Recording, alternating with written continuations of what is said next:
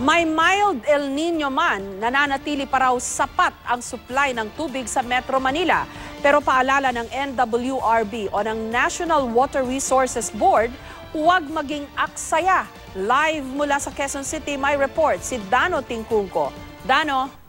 Jessica, sa kabila ng babala ng mild El Nino ngayong tag-init ay paniguro ng National Water Resources Board na sapat ang supply ng tubig, partikular dito sa Metro Manila. Ganun pa man, kailangan pa rin daw magtipid sa tubig, lalo't para meron tayo mapanghuhugutan kung kinakailangan.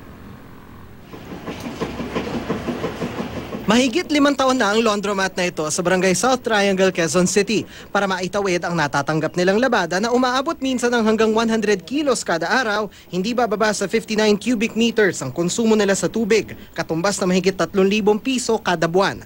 Tunay ngang ang tubig ay buhay para sa kanilang may ganitong kabuhayan. Kailangan talaga namin yung tubig. Hindi magpa-function yung laundry pag walang tubig. Pero kung para pagtagulan na puro kubre kama at comforter ang kanilang nilalabhan, mas magaan daw ang konsumo nila tuwing tag-init. Iba naman ang kaso ng car wash na ito sa parehong barangay. Pag tag-init naman, mas madalas magpalinis ng kotse ang kanilang mga kliyente. Kasi maalikabok po yung sasakyan nila pag tag-araw. Kaya marami pong nagpapahugas. Sa gitna ng babala ng mild El Nino ngayong tag-init, paniguro ng National Water Resources Board na nanatiling sapat ang supply ng tubig sa Metro Manila. Katunayan, mas mataas nga ang level ng tubig ng Angat Dam ngayon kumpara sa parehong araw nung nakaraang taon. Malayo pa rin ang level ng tubig ng dam sa minimum operating level nitong 180 meters. At sobra pa ang kakayahan nitong 3,974.4 million liters a day na supply sa arawang water requirements sa Metro Manila na 3,715 million liters a day.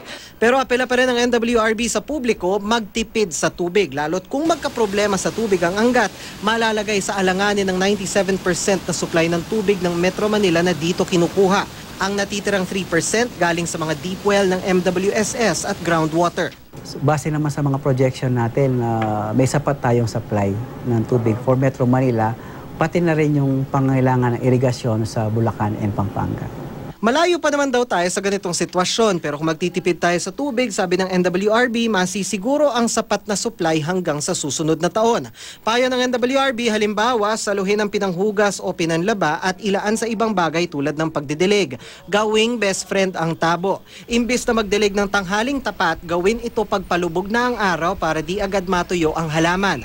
Huwag na ring pabayaan ng mga taga sa tubo na kahit patak-patak ang aksaya, malakihan ang epekto kung ipagsasama. Ang mga nakausap ko naman may sariling pagtitipid na rin. Ito yung machine na matakaw to sa tubig, consumable sa tubig to eh. Ito naman, hindi masyado. Once na hindi naman minamadalian yung damit, hindi namin to ginagamit. Ito yung one way na makatipid kami sa tubig. Iniipon po sa drum. Kasi pwede naman pong maghugas ng sasakyan na wala sa sa gripo.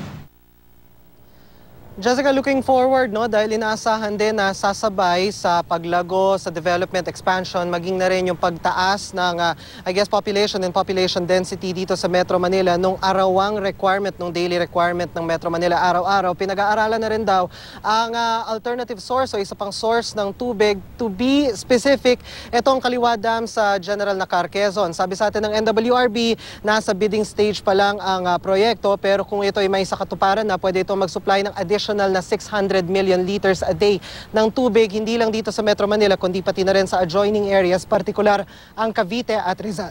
Jessica. Dano, ang problema natin sa tubig sa mga dam, hindi lang naman yan for household o domestic consumption. Ginagamit din yan for power generation, for irrigation, at lahat yan ngayon, tumataas din ang demand dahil nga tag-init.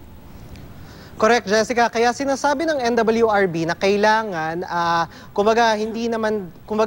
hindi porket sapat yung supply ng tubig, sagarin natin yung capacity ng dam.